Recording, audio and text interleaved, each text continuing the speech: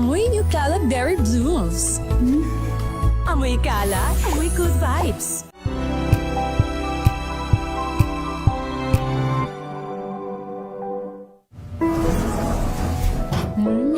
Amoy forever. Amoy LQ. Amoy Nutella Berry Blooms. Amoy kalat, amoy good vibes.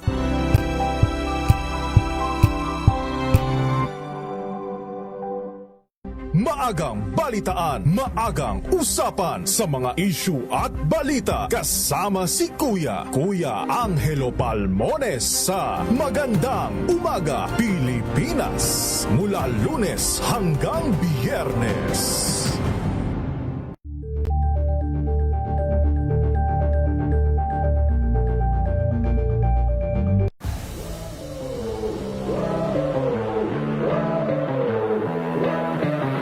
Pero biglang, uy, iba na to. Parang, oh my gosh, this is a different level. I think we can get a score, but not the score that we wanted. The one thing sure that I learned is that being patient on poaching the ball. And I see many younger generations playing against their idols. Seeing their smiles, yun yung gusto ko makita sa mga future athletes na nakapaglaro ng Philippine Women's Open. Hi! I am Justin Maneha, a Filipino tennis player. Abangan nyo ang aking exclusive interview dito lang sa DZRH TV Matchpoint. Mabuhay ang atletang Pilipino!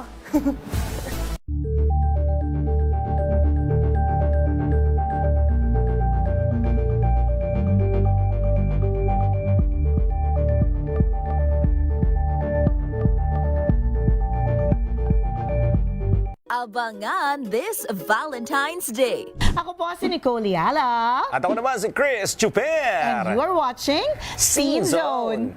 Ang tambalang hindi nagkailaban. Pinalaki ng sex bomb at pinatangkad ng Ito yun. Viva Hotness. Ito, pinalaki ng tambalan. Huwag palampasin ang nakaka-lurkay na bookingan. Tuloy. Kasi nga, di ba, we were the love team they failed to protect. Alas 12 ng tanghali, dito lang sa DZRH TV.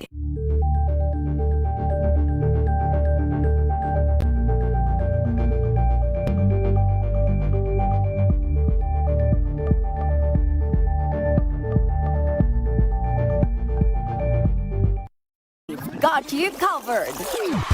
From the hottest hits, exclusive interviews, Kilig to the Bones fan meet experience, and hataw performances of your favorite stars. Saturdays, 12 noon, dito lang sa DZRH TV.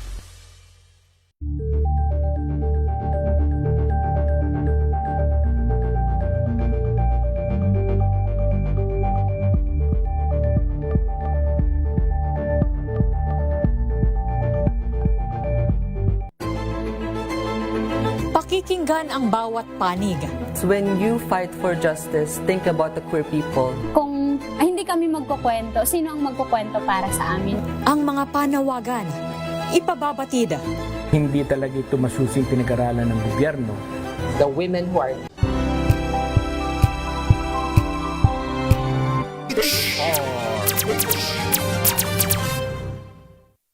Mga kalunas, dahil sa inyong pagtitiwala, ang Lunas ay may extension na. Lunas Extension.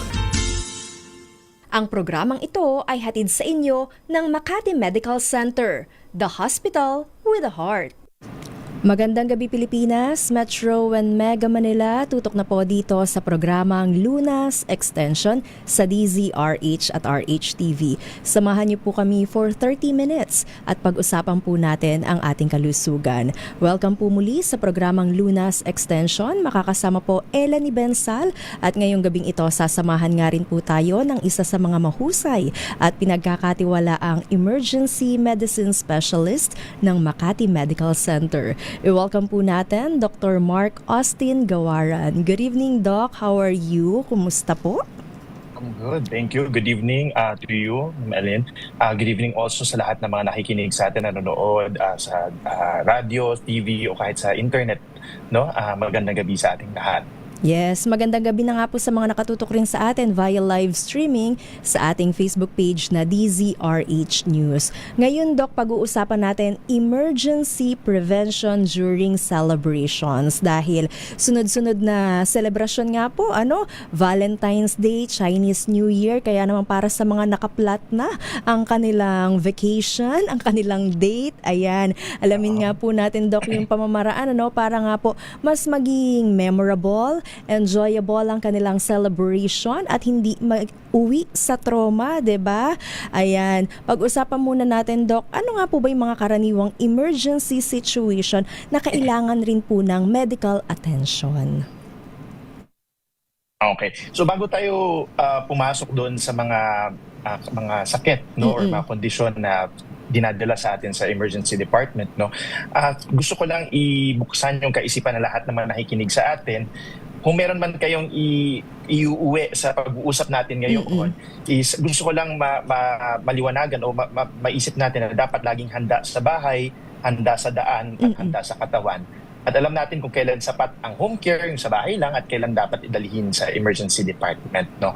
Ang goal natin ngayon ay hindi lang maging matapang ang ating mga nakikinig, no, but also ang goal natin ay maging prepared din sila sa mga kondisyon na ito. Totoo, usually kapag may Chinese New Year, no, or Valentine's Day, minsan Pasko, fiesta, birthday, mas tumataas din talaga ang saya ng mga tao, pero tumataas din ang mga aksidente, no. So sa emergency room, isa lang ang pattern, mabilis ang nangyayari, mabigat ang epekto, at madalas preventable ito o pwede nating iwasan, no. So usually, sabi nga na DOH, ang usually na nakikita nila during mga holidays, no, and they would warn mga drivers ng ER surges. Usually ito yung mga alcohol-related incidents, road crashes and injuries, at yung mga dahil sa overindulgence, no. At dahil dito pupunta sila sa emergency department sa mga komplikasyon, no. Unang-una, road crashes, motorsiklo, mga nakainom, siyempre may mga kasiyahan, or medyo nagagabi na sa daan, no, madilim, hindi napapansin ang mga lubak sa daan, walang helmet, walang seatbelt, no. Yan, madalas kami nakakita na mas maraming ganyang klase ng sakuna na dinadala sa emergency department. Yung mga komplikasyon ng pag-inom ng alak. Hindi naman masama uminom ng alak paminsan-minsan at lalo na merong kasiyahan, no? Pero meron din siyempre itong kaakibat na komplikasyon, no? Pwede tayo magsuka, pwedeng pumunta yung suka natin sa daluyan ng hangin, na we call it aspiration, no? Okay. Of course, tulad na nabanggit ko, meron din accidents and violence related to alcohol intoxication. There's also food-related emergencies, no? Yung tinatawag nilang food poisoning, nagka-diarrhea, nagsusukat tae, no? Pwede magkaroon ng choking incidents, yung mga nabubulunan. Sa mga may edad, falls and fractures, nakakita rin kami na mas marami nadudulas, no. Yung iba, mga nag-high heels, lalo ngayon Valentine's, may high heels, no, naka-slippery floors, or sa mga crowded venues, lalo na doon pag may mga big events o Chinese New Year, no, minsan pwede magkaroon ng mga falls and fractures na tulakan, no, o na pwedeng magkaroon na mga ganito.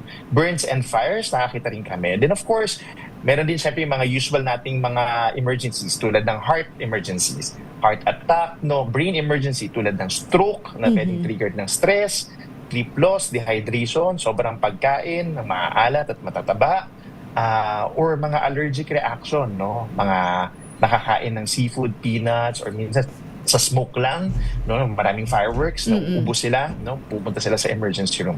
At huli yun, syempre, yung mga kids emergencies na, may emergency para sa mga bata. Same din, choking, yung mga poisoning or mga pagtatae, iba nakakakain ng mga fireworks, no, lalo ngayon kung may mga quickies sa Chinese New Year. Pwede rin yung mga near drowning, yung mga nalulunod, kumbaga. Kasi hindi napapansin agad. And then of course yung huli, mga febrile seizures, yung mga nagkukumbulsyon dahil sa mataas na lagnat. No? So yun yung mga usual natin nakikita, mga top 7 to 8 na cases na nakikita natin sa emergency room during peak na mga celebration. So marami, Doc, na kailangan nga po nating bantayan at syempre pakaingatan. Pero ano nga po ba, Doc, yung mga observation or sabihin natin behavior na pagbabago na nga rin po sa katawan or sa mental mental health ng isang pasyente para masabi po natin na kinakailangan na nga rin po ng medical attention or sabihin natin kinakailangan na rin po natin tumawag o isugod yung tao sa emergency room. Correct. Yun yung matatawag nating red flags. Baga, kailan ba dapat dalhin agad natin sa, walang tanong, dalhin agad natin sa emergency department, no? Kung meron tayong, ang unang-una kong sinasabi dyan, kahit ano pang nararamdaman natin, kung hindi tayo sigurado sa gagawin natin, huwag ka mag-atubiling pumuntang emergency department, no? Ano ba naman yung kesa nag-aalinlangan tayo ng gagawin natin sa, nakasama natin sila either sa restaurant, or sa bahay natin, o kung nasaan man kayo, kung hindi tayo sigurado, hayaan na lang natin yung mga eksperto, no, ng mga doktor at mga nurses at mga allied healthcare professionals natin na matugunan yung mga problema ang health-wise na nating nararamdaman. No? So, pero, kailangan, lalo na pag sa mga ganitong kondisyon, kung may karoon tayo ng mga chest pain o pressure, parang mabigat yung dibdib natin, no? Na may kaakibat minsan na pagbubutil-butil na pagpapawis, o parang hinihingal tayo na malamig na pawis, no? Rin. Dalhin agad natin yan sa emergency room, no? Huwag na tayo mag-atubili. May sinyalis ng stroke, no? Ano ba yung mga sinyalis ng stroke, no? May pneumonia kami dyan, yung drooping or parang nangingiwi sa Tagalog, no? Yung itsura, magkaroon ng weakness sa arms, no? Or merong weakness sa legs, hindi makalakad. Hilong-hilo, parang hindi ka na makalakad sa sobrang hilo mo. Wala kang balance, kumbaga. Or magkaroon ng pagputal, no? Yun, dalhin agad natin yan sa emergency department. Balikan rin lang natin, Doc, balikan rin lang natin doon yung sa arms and sa legs, 'di ba, Doc? Right or left yung parte ng kamay o hita ang maaring nakakaramdam ng pamamanhid or kakaiba? Parehas. Either right or sa left, no? Hindi kasi natin alam kung saan natin hamaan, no? So kapag merong man paghihina, kanan yan o kaliwa, sa taas o sa baba, no, dalhin na natin sa emergency room para fully evaluate natin during this time yung mga ganyang kondisyon. Kasi ang stroke pwedeng mangyari sa kahit anong parte ng katawan at pwedeng maapektuhan either right or left of our body. No? Okay. Sunod natin yung mga hirap sa paghinga. Yes. Dalhin na agad natin. May severe allergic reaction, yung para tayong sinasakal habang nagkakaroon ng rashes, no? Dalhin agad natin yan. Merong mga pagdurugo na hindi natin makontrol kahit anong pigil mo, dire-diretso ang pagdudurugo, no? Or may sinyalis ng dehydration. Or kung may mga major trauma, no? May head injury, mabilis ang patakbo, meron tayong nasalpukan na iba pang sasakyan, no? Or nahulog sa isang height, no? Dalhin na agad natin sa emergency department. Is it okay, Doc, na sa emergency, hindi kami we don't fear overreacting. Ang takot namin yung late recognition, yung hindi natin agad na naagapan ang dapat maagapan. Okay. Yung sa nagsalpukan kung sakali, Doc, yung kotse at motorsiklo or yung motorsiklo tumama sa poste, syempre makikita natin nakahandusay yung pasyente sa kalsada. Okay lang po ba na buhatin at bigyan ng sabihin nating tulong yung pasyente yung ambulansyang dumating? Mahirap, no? Kasi case-to-case basis, di ba? Depende kung gaano kagrabe yung sitwasyon, no? Kung paano magkasalpukan. Ang number one rule talaga natin yan is kapag nakakita tayo ng ganito, either tayo kasama or bystander, ang dapat ang reflex natin ay tumawag agad ng tulong. Kahit anong mangyari, kailangan natin tumawag ng tulong. 911 or may police, no, or mga dumadaan, manghingi tayo ng tulong. Kasi for sure, kapag sa mga ganyang sitwasyon, mahirap din mag-isip ng diretso, di ba? So kung meron pa tayong isang taong tumutulong sa atin, mas malaki yung chance na may magawa tayong tama at makasurvive yung yung mga biktima ng mga ganitong sakuna, no? So kung ang tanong is, gagalawin mo ba siya o hindi? So pag nakita mo naman na safe yung scene, no, pag nakita mo na okay, kaya ko naman siyang tulungan, no. Ang number one is tanungin mo yung sarili mo, kaya mo ba talagang tulungan? Baka napakalaking tao, napakaliit mo, kahit anong gawin mong galaw, no, hindi mo naman din magagawa. No? So you have to be very realistic about it. Ang second is, ang usual namin ginagawa is tatanungin namin agad kung okay ba siya? Anong nararamdaman sakit? The mere fact na nakakapag-usap sa'yo yung tao, ibig sabihin may consciousness yan. No? So parang kaya niyang iproseso yung naririnig niya at kaya niyang magbigay ng sagot na tama doon sa tanong mo. No? So tatanungin namin, are you okay? No? Kung nakakasalita siya, siyempre, pwede natin tanungin kung saan yung masakit. No? Pag nakakita tayo ng active bleeding na malakas, wag na natin sigurong galawin muna.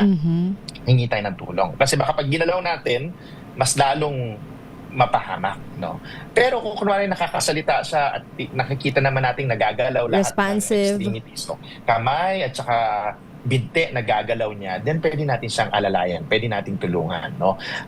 And then after that, no, once na dumating naman yung help sa atin, no, usually dire-diretso naman yan, mapuproseso na papunta sa ospital. Ang tanong is, paano kung hindi nakakapagsalita? Oo, yun. Kasi mas maano yun. Kung hindi nakakapagsalita, no, ang tanong is, wala ba talaga siyang malay? Doon na natin dapat tignan kung may pulso o wala. Okay. So, chinecheck natin yung pulso, usually dito sa leeg, no, kung may pulso. At kung wala, no, na pulso, nagsisimula tayo ng tinatawag nating CPR or cardiopulmonary resuscitation, yung ginagano natin yung sa may chest, no? Pero pwede natin pag-usapan yun mamaya, pero usually ang sinasabi ko sa lahat ng mga na pupunta sa traffic o sa road crash incidents, no? Tatlo lang may 3-2-1 step. No? Number 3 is dapat naka-helmet, chin strap, lockdown, at saka may visor. No? So ibig sabihin full helmet. Second is seatbelt for driver at saka front passenger. And then 1, walang phone. No? So phone stays away, no texting, no scrolling. Diyan malaki yung chance na magkaroon tayo ng aksidente sa daan.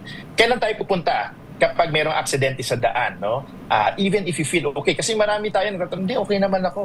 Pero kailan ba talaga kailangan? Kahit i-push natin na dalhin na natin sa emergency room, no? At hindi lang basta iuwi. No? Magkaroon ng loss of consciousness, nawala ng malay, nagkaroon ng confusion, no? Parang lito-lito, parang hindi siya usual niyang tao, no? O sobrang sakit ng ulo, dalhin agad natin sa emergency department. Kung may pagsusuka, may parang convulsion, mayroong sakit sa batok, kahit meron o walang kaakibat na pananakit or pagmamanhid or pagkahina ng arms and legs natin, chest pain, no, hirap huminga, masakit ang dibdib, masakit ang tiyan. Pag sobrang sakit ng tiyan, pwede din kasi itong sinyalis ng internal bleeding, yung pagdurugo sa loob na hindi natin nakikita. No? Any kind of high speed, pag mabilisan ang salpukan, mabilis ang sasakyan, motor, kotse, dalhin agad natin para ma-fully evaluate. At syempre, kung ito'y buntis, no? Kasi pag buntis, syempre, mas pwede magdugo sa loob, no? At pwede tayong makunan dahil dito sa mga aksidente. Okay. Pag-usapan nga rin po natin, Doc, yung CPR, ano? Papaano nga po ba ginagamit at papaano nga rin po ba kung saan kanino nga rin po ba ito makakatulong? Yan nga po ang ating babalikan maya-maya dito pa rin po sa programang Lunas Extension. Samantala, kung kayo nga rin po ay may katanungan, feel free to post it sa ating Facebook page na DZRH News. Magbabalik po tayo pagkatapos lamang po ng ilang paalala. Ang programang ito ay hatid sa inyo ng Makati Medical Center, the hospital with a heart.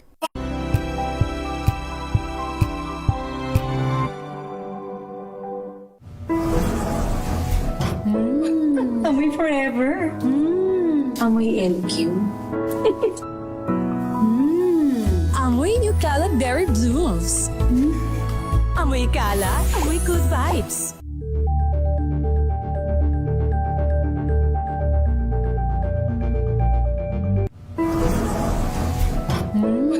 Amoy forever.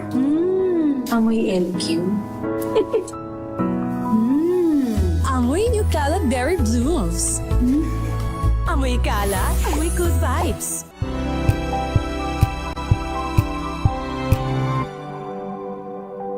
Hello, Washi! Laundry day na naman! Yay! Anong meron? Mancha ng chocolate, putik, may libag pa! Kaya natin yan! With Pride Washing Machine Detergent, may triple stain-away formula. Tanggal ang makapit, madikit, at madupit na dumit mancha. Kaya easy-easy ang labada. Mula noon hanggang ngayon! All you need is pride. All you need is pride. ACS.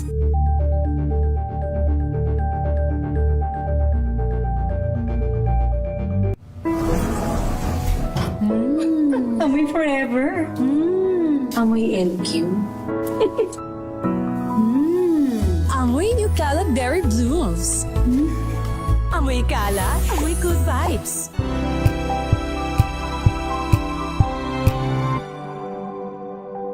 Tambalang Anthony Taberna at Jerry Baha ang gigising sa inyong umaga dahil lalatay ang humahagupit na diskusyon at komentaryo Lunes hanggang Biyernes sa 2x2.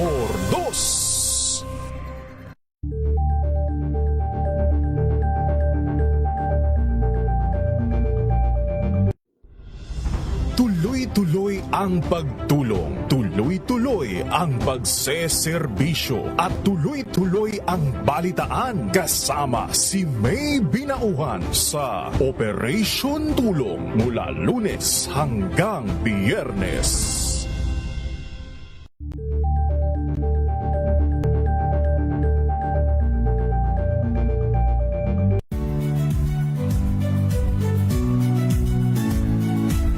Magandang araw mga kaibigan.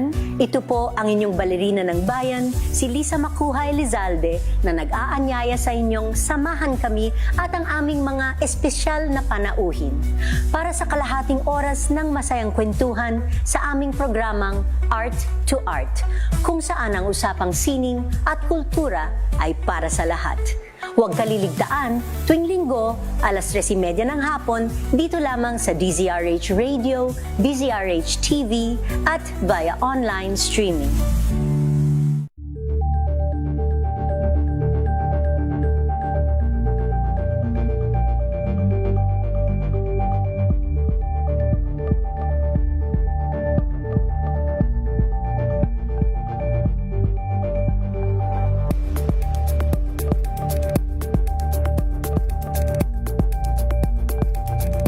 Curious ka ba sa maraming kaalaman at usapang pangkalusugan? Lunas Extension. Ang programang ito ay hatid sa inyo ng Makati Medical Center, the hospital with a heart. Nagbabalik po programang Lunas Extension sa DZRH at RHTV at kapartner pa nga rin po natin ang Makati Medical Center, the hospital with a heart. Sa pagpapatuloy nga po, Doc, ng ating discussion, pinag-uusapan pa nga rin po natin emergency prevention during celebrations. Bago natin, Doc, puntahan yung CPR o cardiopulmonary resuscitation, may question rin lamang po muna dito sa ating YouTube, sabi ni Melvin, kung papaano naman daw po ba tutugunan, Doc, ang pagkalason? Okay. So, thank you dun sa tanong na yun. No? Magandang gabi ulit sa lahat na nakikinig sa atin. No? Ang tanong is, paano tutugunan ang pagkalason? Parang simple lang, no? Pero medyo mahirap din, no? Kasi maraming iba't ibang klase ng lason, no? Pero may mga general rules tayo ng lason. Lason ibig nakainom, naka-take ng substances na hindi dapat na napunta sa tiyan, no? Usually, number one rule is hindi namin kasi basta lang pinapasuka yung mga tao noon. Kasi madalas ang iniisip ng mga tao, isuka natin kasi para may pailabas agad, no? Pero nakakita rin kami ng mga instances na lalo at hindi masyadong maganda yung consciousness o hindi masyadong gising, ang pagpapasuka sa mga ganitong kondisyon ay nagkakaroon ng tugon, pumupunta yung substances, yung lason sa daluyan ng hangin. Hindi lang doon sa daluyan ng pagkain, no? So ang number one rule is, kapag nakakita tayo ng lason, syempre iwas na agad natin yung lason, no? Kung ito ay lason na nasisinghot o lason na liquid form, mas maganda tanggalin lahat ng damit. kailangan maligo. No? Okay. Bakit? Kasi minsan yung mga ibang lason, tulad ng mga kerosene o mga silver jewelry cleaner na may cyanide, no? Minsan hindi yung nadidikit sa damit natin, nasisinghot pa natin at pumapasok pa rin sa loob ng katawan. No? So yun yung number 1 rule. Alisin mo dun sa kung saan nagkaroon ng lason at kaya natin paliguan. Pangalawa is, huwag natin sila basta sukahin. Lalo na hindi naman kusang nasusuka. Kasi iba, pinupuwersa na masuka. Pangatlo, kung meron tayong access sa activated charcoal, mas maganda. No? Pero alam ko naman, hindi lahat may activated charcoal na pwedeng inumin. No? Activated charcoal, ano ba ito? Parang uling yung datingan, pero kinakanaw to sa tubig, no? At pinapainom namin sa mga nalalason para hindi ma-absorb ng katawan yung lason as much as possible. No? Pero kung wala, no, lalo na sa mga nalason dahil sa quitis, ang binibigay egg white. Yung puti ng itlog. No? Kung first aid lang din. Pero sa lahat ng sinasabi ko na ito, no, yan yung mga siguro pauna lang. Ang pinaka-importante is madala agad yan sa ospital. Kasi again, iba't ibang lason, iba't iba ang management kung paano namin tutugunan. May kanya-kanyang antidote ang pagkalason. Ibig sabihin, ano yung tamang gamot para hindi umepekto yung lason sa loob ng katawan, no? Iba-iba yun, no? So at hindi natin yun parang ima-umbrella. So ito yung mapauna lang, pero kung as much as possible, the soonest possible na madala mo siya sa ospital, sa emergency department, mas maganda. Mas ma-evaluate siya ng tama, mabibigyan siya ng tamang lunas. Okay. Sana nasagot ko yung tanong ni Melvin. Yes. Eto naman po, Dok, balikan natin yung CPR. Kailan nga po ba ito ginagamit? Kanino at paano? Okay. Ang CPR, no, which is our advocacy sa lahat ng especially sa emergency medicine, and I think most of doctors, advocacy natin sa Pilipinas, no, sana lahat ng Pilipino, kahit bata pa lang, ay marunong na mag-CPR. No? Ang CPR or cardiopulmonary resuscitation ay isang proseso na kung saan kapag napansin nating hindi tumitibok ang puso, tayo bilang outsider na nakikita natin, ma-assess natin sila ng tama at makapagpauna tayo ng kumbaga resuscitation. Ano ba yung mga resuscitation na yan? Ang first step ko usually, lagi ko inaano is call for help, no? Fast, 911. Kung isang number ka lang kailangang tandaan, no? Sa Pilipinas, pwedeng 911 ito. No? Pag emergency, 911. One number, it saves time. No? Habang ina-assess mo pa lang siya, kahit hindi ka pa masyadong sure kung ano nangyayari sa kanya, ano ba naman yung tumawag na tayo ng help, no? Ng tulong.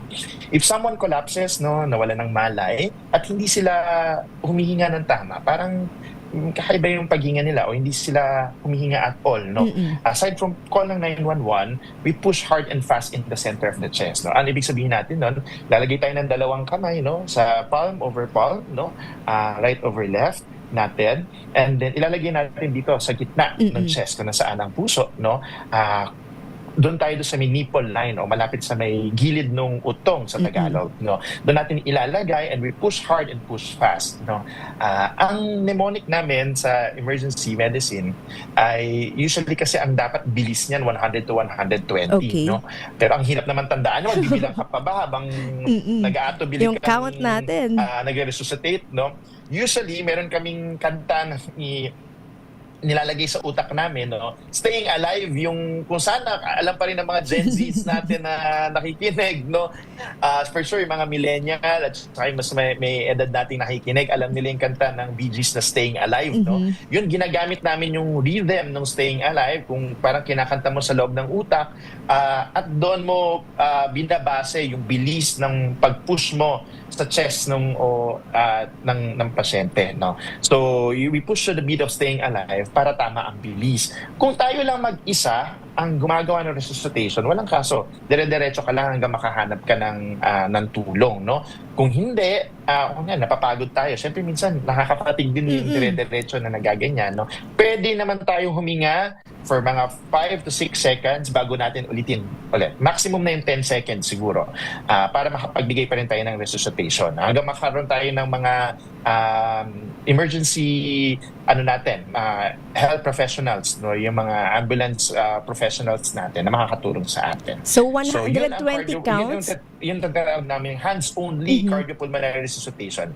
May mga ibang klase ng advanced cardiopulmonary resuscitation pero nangangailangan ito ng mga gamit, no? Na I think naman most of our listeners, yung mga nakikinig sa atin, probably wala ng ganon. At mas may advanced kasi yun no? Mas maraming proseso na tayong sisilipin at saka i-manage, no? Pero kung meron tayong, ako tingin ko kung merong maidudulot tayong tulong sa mga at mas malaking chance na mag-survive yung ating mga na-aksidente. Yun lang, kahit hands-only lang, yun nakakita tayo ng studies na mas nakaka-survive sila pagdating sa emergency department. Yes, 120 counts or staying alive, Doc. Yung beat na kailangan nating tandaan sa pagtugon or sa paggamit ng CPR. Anyway, time is essential nga rin po, Doc, 'di ba, sa pagsugod ng pasyente papunta sa emergency room. So, ano po nga ba yung timeline natin dito para masabi natin na ma-recover pa nga rin po natin yung pasyente? Case to case basis din yan kasi hindi natin alam kung meron na siya mga previous na sakit na posibleng, kumbaga hindi naman siya 100% healthy na to start with, na mas hirap tayo. Depende rin kung gaano kalaki ang naging pinsala sa katawan, no? Kung may pagdurugo sa loob ng utak, no? Or meron tayong mga internal bleeding na hindi nakikita, no? Or maraming pagbabara sa loob ng puso, no? So kahit dalhin natin sila na mabilis, no? Iba-iba pa rin yung chance nila para mabuhay. Ang dictum lang natin, the earliest possible time, even in all studies, not just in the Philippines, also abroad, Southeast Asia, ang tawag namin dyan, out-of-hospital cardiac arrest, no? O wala sa hospital yung pagkawala ng hininga o namatay sila sa labas ng hospital, nakikita nila na ang golden period sana ay 5 to 15 minutes. 5 to 15 minutes, no? And even then, yung ganyan na mas lumalaki ang chance pag naidalhin sila sa hospital within those 5 to 15 minutes. Sa totoo lang, traffic ng Maynila, ng Pilipinas, yung 5 minutes, hirap. 15 minutes, hirap na tayo for sure. In 5 minutes pa kaya, no? Ibig sabihin, dyan lang sa labas ng ospital nangyari yung arrest para lang maisugod natin ng ganon kabilis, no?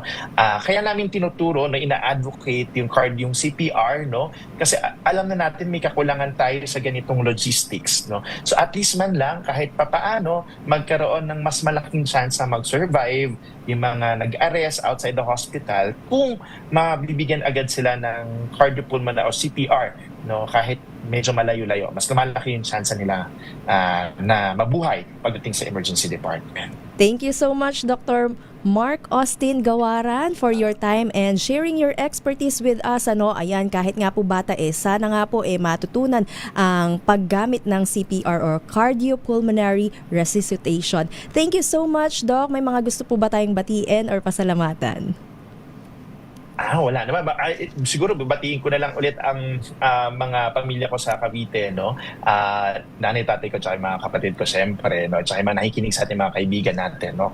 Pero meron man akong gustong ihuling sabihin sa lahat ng mga nakikinig sa atin. Again, at tulad ng sinabi ko sa umpisa, kung nag-aalinlangan tayo, hindi natin alam ang gagawin natin. Dalhin na lang natin sa emergency department, no, na pinakamalapit sa inyo, at bigyan natin ng tsansa na matugunan yung mga problemang pangkalusugan ng ating mga minamahal o ng ating sarili with yung mga professional, no, mga healthcare professionals natin. At yun nga, tulad nga ng gusto kong i-emphasize, 24/7 na bukas ang emergency department ng Makati Medical Center para sa kahit anong klaseng sakit, no. Meron man tayong holidays, may Chinese New Year man, long weekend, no, ang emergency department ng Makati Medical Center ay nananatiling always be open, no, 24/7 para sa kahit anong sakit natin, no. Sarado man ang mga clinics, open pa rin po ang emergency department Makati Medical Center.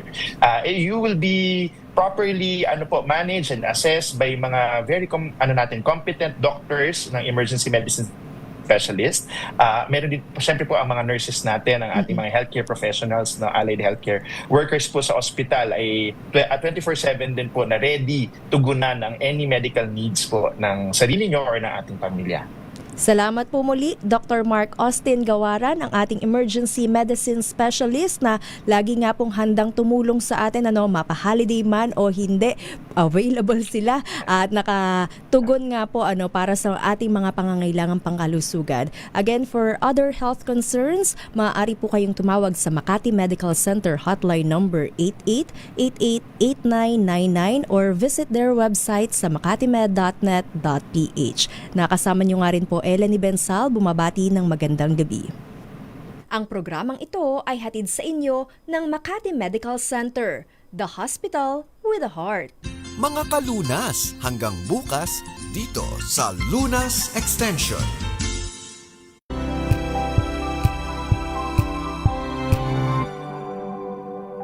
Sa loob